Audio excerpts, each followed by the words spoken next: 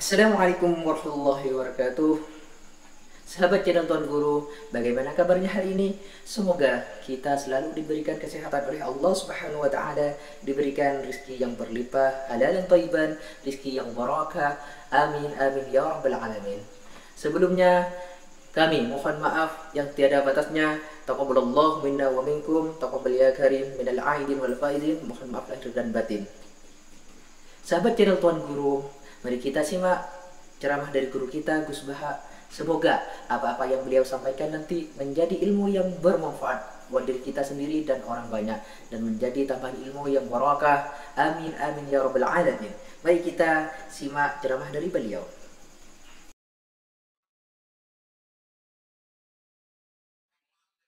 Dari Pak Adi, perwakilan dari Blora Gus. Perkembangan sekarang ini banyak penyeramah yang muncul, namun terkadang terjadi perbedaan pendapat di antara mereka, sehingga umat yang baru belajar agama seperti kaum milenial menjadi bingung harus mengikuti pendapat ulama yang mana.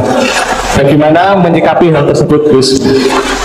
Pertanyaan pertama. Pertanyaan kedua dari area Solo, Gus, dari Ahmadi Nugroho. Bagaimana cara kita berbakti kepada orang tua yang sudah meninggal, di mana semasa hidup orang tua kita pernah meninggalkan sholat? Pernah sering. Kalau sering. Pertanyaannya, apa yang harus dan sebaiknya kita lakukan sebagai anak, Gus? Yang ngaji di sini itu banyak ya, mulai yang menekuni bisnis apa saja lah, termasuk yang di Grab ya, termasuk polisi kadang yang ngaji terus saya nggak apa-apa. Dan semua saya itu termasuk kiai yang nggak pati suka ada pertanyaan, bukan karena apa-apa ya, makanya tak batasi dua. Karena pertanyaan itu biasanya itu dipikir dari rumah, terus tema yang pokok itu nggak pati di rumah, no, sementing kok iso takok. Iya, sehingga itu ya. Ini nama-nama yang jada tanya, caranya pejabat jodoh kan ribet nanti.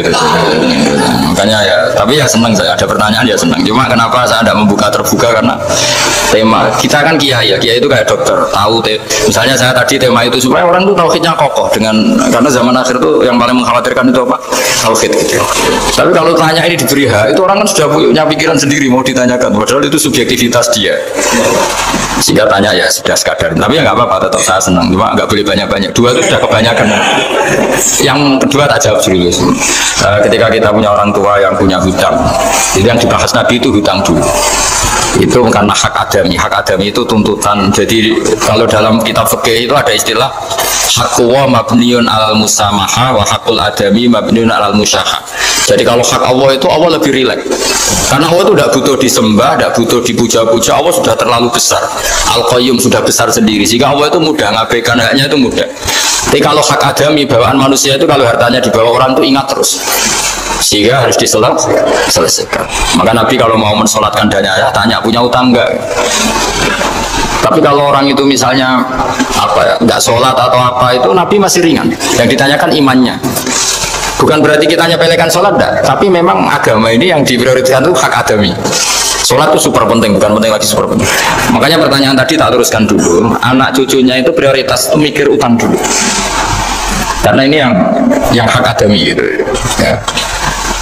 Nah, setelah utang itu selesai, baru dipikirkan menurut sebagian ulama, anak ini boleh mengkodoi sholat yang ditinggalkan orang tuanya, atau dikafaroi, misalnya per sholat nilainya sekian terus dibayarkan ke fakir miskin. Tapi pertanyaan seperti ini sepertinya mengganggu itu begini, takutnya jadi masif. Jadi masif itu gini, berhubung ada solusinya. Ini yang tanya orang mana tadi? Soalnya ini orang Solo ini harus dikasih tahu. Berhubung ada solusinya, jangan-jangan kita yang kaya. Misalnya Pak Yusuf atau Bu Sulis kaya, kalau nak punya tabungan, nak saya tidak usah sholat ya, nanti gampang. Karena persolatan kan nilainya hanya sekian. Gitu. Umur saya kan paling tinggal berapa, itu cukup lah apa? Iya cukup untuk mengganti, itu kan ribet. Makanya solusi itu ya kadang tidak baik, karena nanti dipakai saya naik dewi. Makanya dulu itu terkenal ada guyonan, seorang kiai ditanya, ini guyonan nyata. Pak Kiai, katanya Kiai itu orang suci, tapi kadang-kadang kok maksiat juga. Si Kiai ini jawabnya ngawur sekali. Justru yang boleh maksiat tuh Kiai, kamu nggak boleh. Terus, kenapa Pak Kiai? Dia tahu caranya tobat, kamu nggak tahu. Jadi yang melanggar hukum itu kan yang pakar hukum. Tahu itu. Tahu ilmunya. Cara melanggar tapi nggak bisa dipidanakan. Udah penghapusnya, Ya punya penghapusnya, itu kan ribet. Nah, artinya gini ya, yang orang Solo tadi, kalau kadung terjadi orang tua kita ada sholat, kalau kadung terjadi orang tua kita ada sholat, atau pernah meninggalkan sholat, kita sebagai kiai itu punya cara supaya yang untung tuh fakir miskin. Misalnya kita fatwa dikasih fidyah atau fida atau apa. Tapi ini bukan cara yang jadi solusi, karena takutnya nanti jadi gerakan masif tadi, gerakan tidak usah sholat diganti, ya itu kan ribet jadi. Tapi kalau sampai ingin berbuat baik sama orang tua yang nggak pernah sholat, saran saya satu, hak adamnya selesaikan dulu, karena memang dalam syariat Islam nomor satu itu hak masyhur itu kan, ketika ada jenazah Nabi itu nggak tanya orang itu sholat nggak, yang tanya kan punya utang nggak gitu. Sehingga kalau di kampung-kampung di mana-mana kalau ngelepas jenazah kan, kalau ada hak adami diambil alih keluarga supaya mayit ini ketemu Allah tanpa ada hak adami kan gitu, semuanya kan di ya kan yang diselesaikan kan adami dulu, utang piutang itu tadi. Ya gitu ya, jadi tidak semua solusi itu baik karena takutnya tadi itu apa? Jadi gerakan tadi. Makanya kita jadi kiai sering bingung gitu karena mau nggak fatwa itu ada yang tanya, mau fatwa takutnya tadi. Misalnya kita kan paling umurnya tinggal berapa, dihitung saja per sholat, terus bilang ke anaknya, anak saya tidak usah sholat, nanti ini aja bayarkan, kan jadi ribet. Nah, yang pertanyaan pertama tadi tentang apa? Bedanya ini, menceramah. Nah, menceramah. Itu agak provokatif.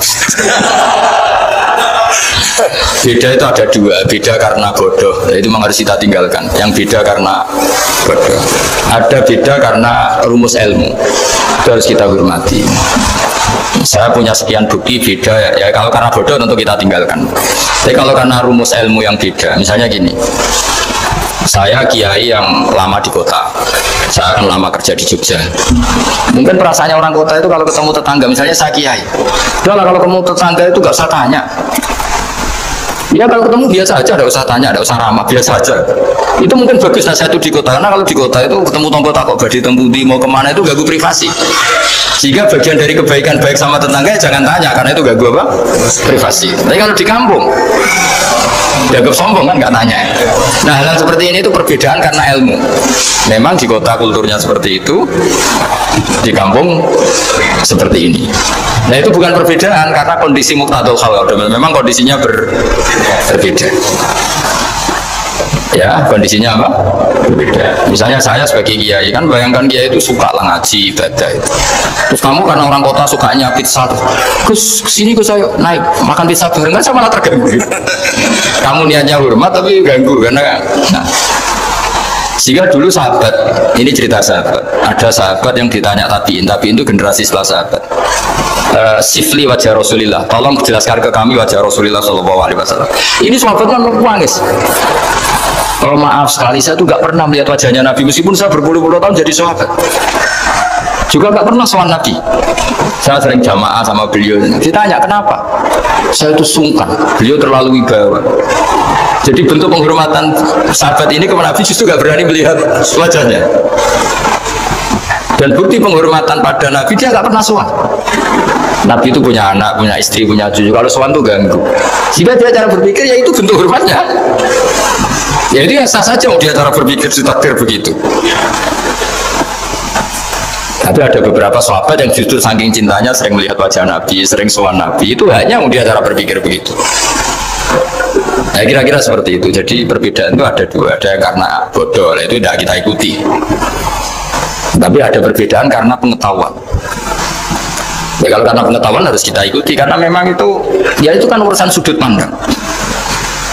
Dulu ketika Mekah dikuasai Sayyidina Umar, setelah Fathu Mekah dan Umar sudah kuat betul, itu banyak sahabat yang dulunya orang Mekah. Itu sama Umar disuratin, cobalah kembali ke Mekah. Di Mekah itu kamu sholat di Masjid Haram sebagaimana 1000 sholat. Sekarang Mekah aman milik kamu, silakan kembali ke Mekah. Tapi jawabnya sahabat tuh nggak mau. Paling di Mekah hanya dapat pahala 1000 sholat.